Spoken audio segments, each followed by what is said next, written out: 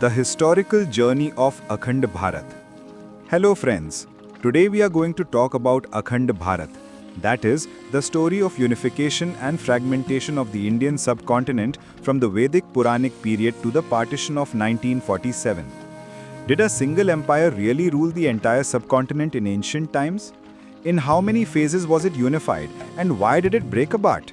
We will chronologically explore the historical developments from the era of Mahabharata to the Mauryas, Guptas, Sultanates, Mughals and the British, and highlight the key events that began to break the unity of Akhand Bharat. So let's begin this adventurous historical journey, in which we'll use maps and sources to understand how the name Akhand Bharat was woven into history.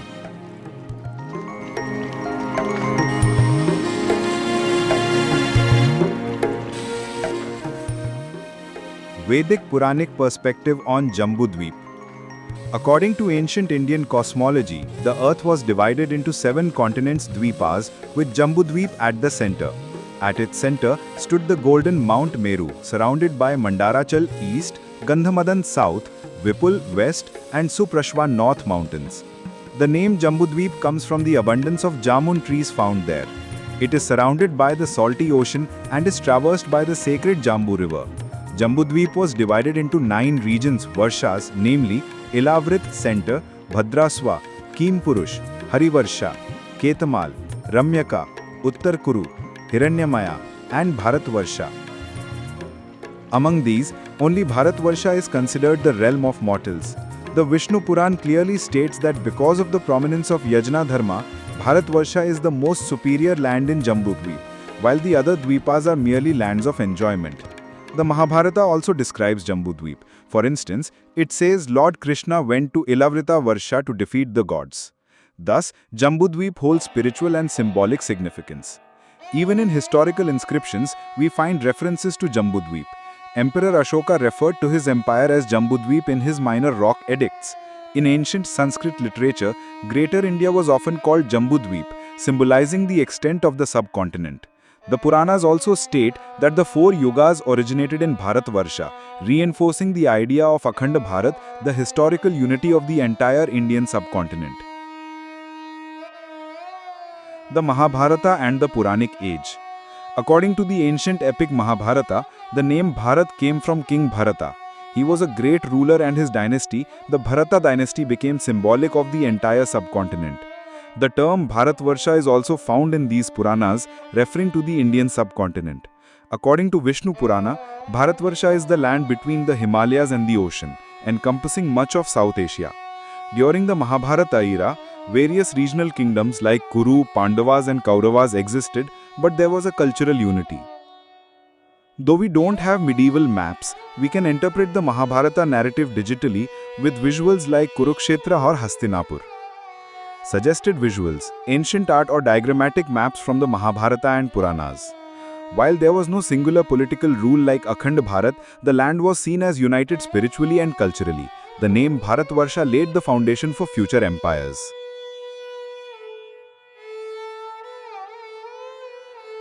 Role of southern kingdoms in medieval India. Southern India's prosperous empires, Cholas, Kakatiyas, Hoysalas, Pandyas and Vijayanagar. While North India saw struggles among Mughals and Sultanates, South India developed rich, powerful and culturally advanced kingdoms. Most notable were the Chola, Kakatiya, Hoysala, Pandya and later the Vijayanagar empires.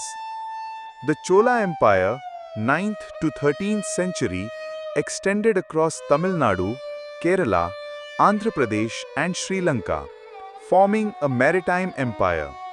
Rajaraja Chola and his son Rajendra Chola I used their navy to conquer parts of Bengal, the Malay archipelago and Indonesia.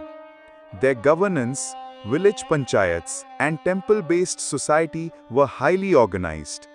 The Brihadeshwara temple stands as a marvel of their architectural genius. The Kakatiya dynasty, 12th to 14th century, arose in Warangal, Andhra Pradesh. Rulers like Rudrama Devi and Prataparudra fostered Telugu culture and excelled in fortification, water management, and trade networks. The Hoysala Empire, 11th to 14th century, based in Karnataka, is known for its exquisite temple architecture. Belur and Halebidu's temples, like the Chenakeshava temple, showcase intricate stone carvings. The Pandya dynasty, contemporaries of the Cholas in southern Tamil Nadu, led in trade, pearl industry, and maritime commerce. The Vijayanagar Empire, 1336 to 1646, founded by Harihara and Bukka, united South India under a strong Hindu kingdom. It reached its zenith under Krishnadevaraya.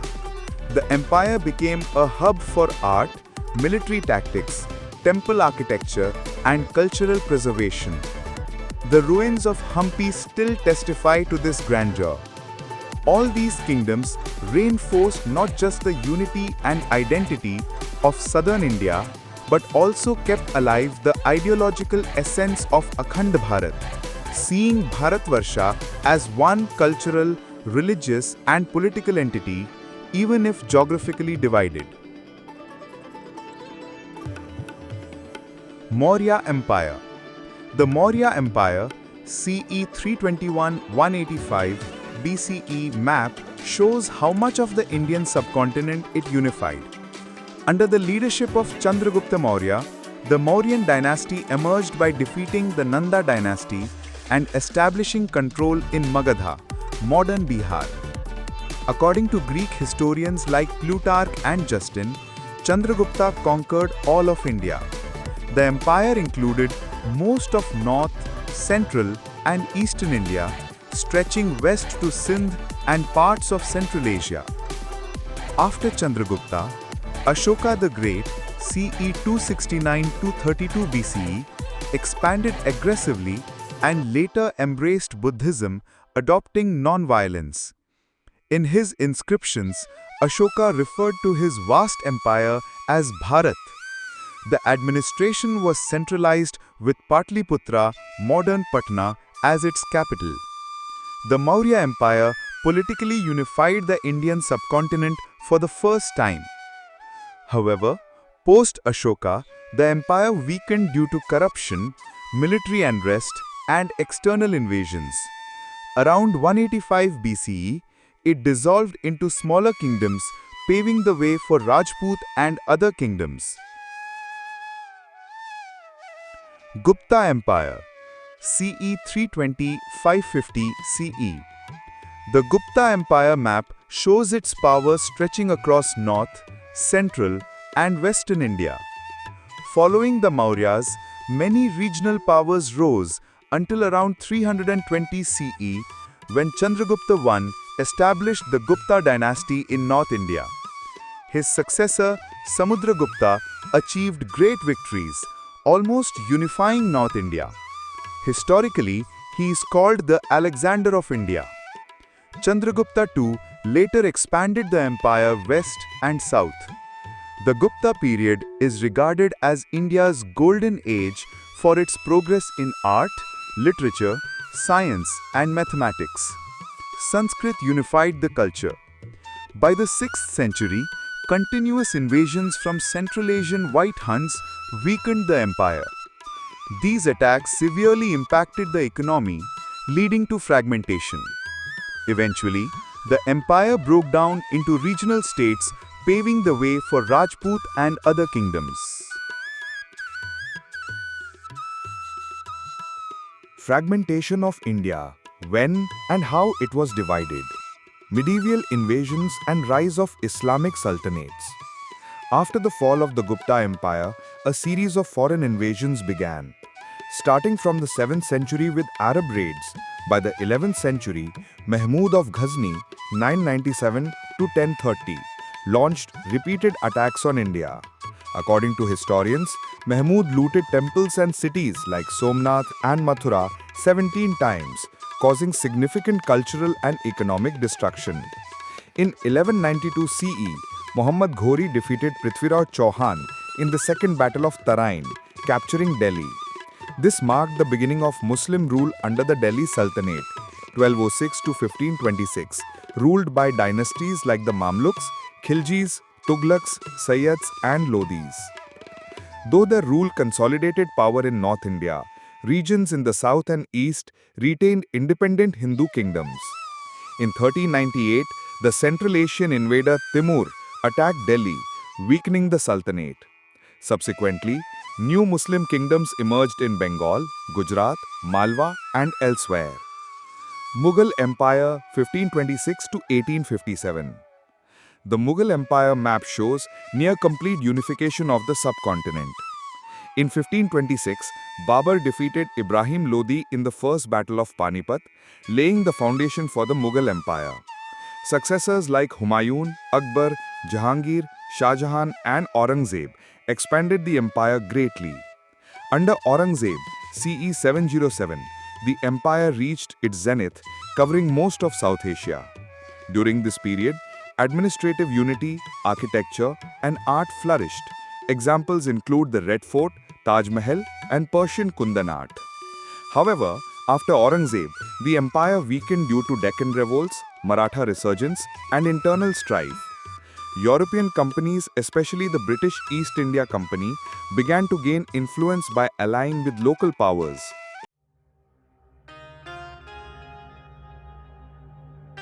Maratha Empire and Peshwa era, a golden chapter. As the Mughal Empire declined, a new power rose from the Deccan, the Marathas. Founded by Chhatrapati Shivaji Maharaj, the Maratha Empire was expanded significantly under the Peshwas, who became the de facto rulers. From Balaji Vishwanath to Nana Sahib, they extended Maratha influence as far as Delhi.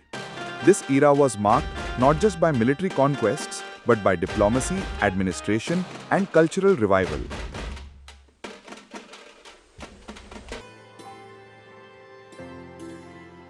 British rule and the partition, 1857 to 1947.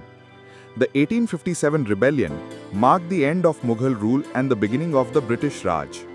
The British governed almost the entire subcontinent, including areas like Ceylon, Sri Lanka, Burma, Myanmar, and Aden. Before partition, British India bordered Pakistan, Bangladesh, Nepal, and Bhutan. While the British introduced railways, revenue systems, and legal institutions, they also promoted divisive policies. Finally, in August 1947, British India was divided into two dominions, Hindu-majority India and Muslim-majority Pakistan. This partition, especially in Punjab and Bengal, was marked by horrific violence and mass migrations. Over 1 million died and around 15 million were displaced. Later, in 1971, East Pakistan became Bangladesh.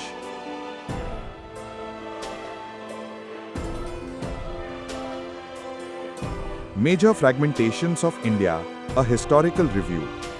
Despite British rule and the 1947 partition, India's geographical boundaries continued to change. Afghanistan, 1919. Ancient Gandhara and Balkh were part of India.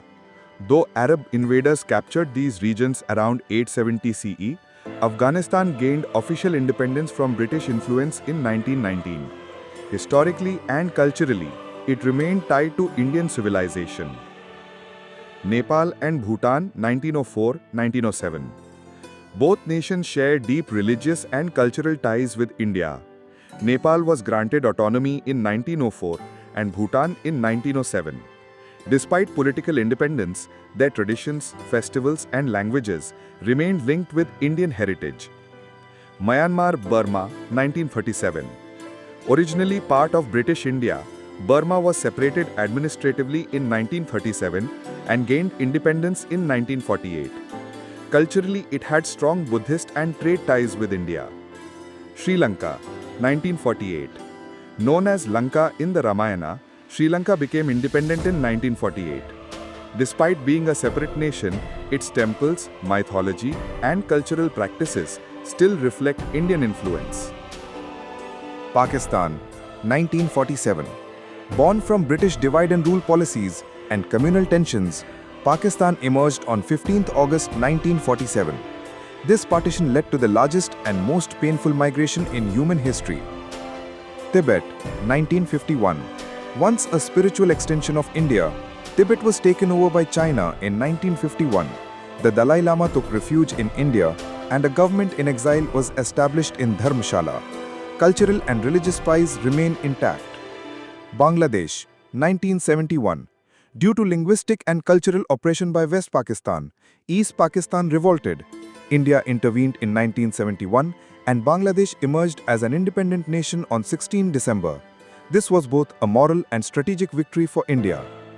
Java and Sumatra, India's cultural maritime islands. Sumatra, home to the Srivijaya Empire 7th to 13th century, Sumatra was a major maritime power and Buddhist center.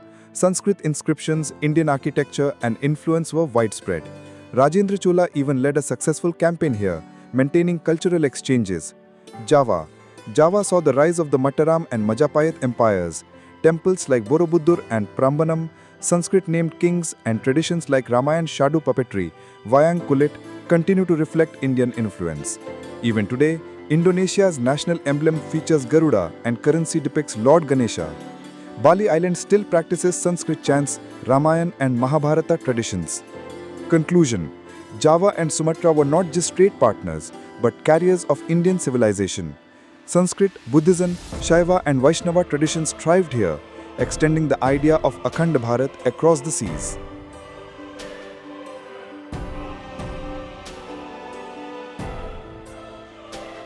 India and Iran, a shared history.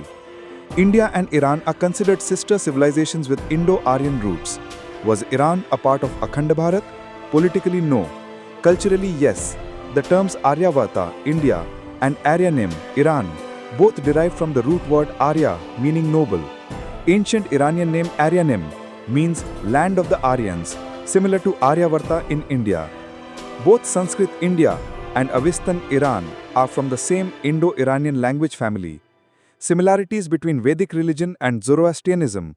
Vedic religion and Zoroastrianism share principles like fire worship, hymns and rituals.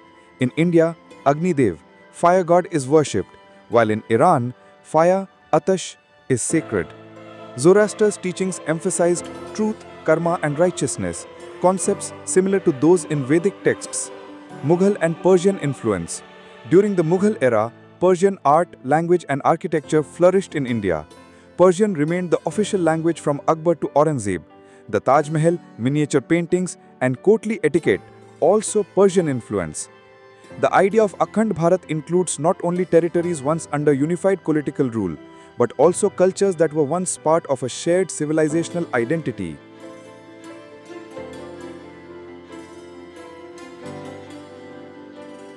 India's cultural boundaries and Southeast Asia.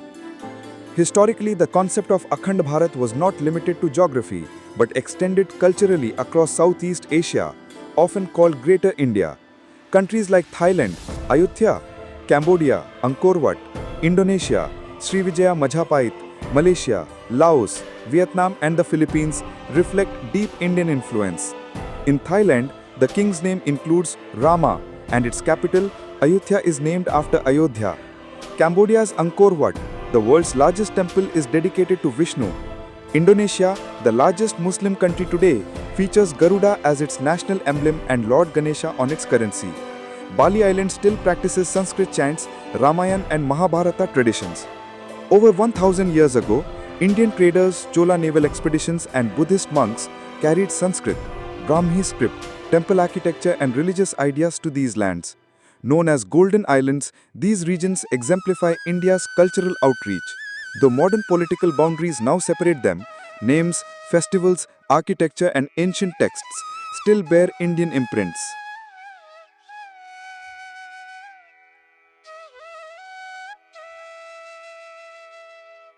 Is Akhand Bharat possible? This question has existed for centuries. Can India ever reunite? Today, Akhand Bharat survives as an emotional and cultural idea, not merely geographic unity.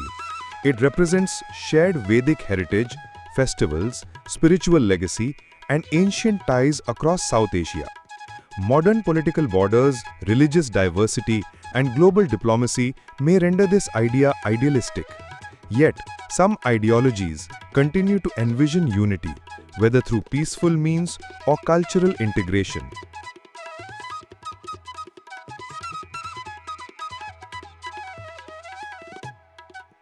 Conclusion.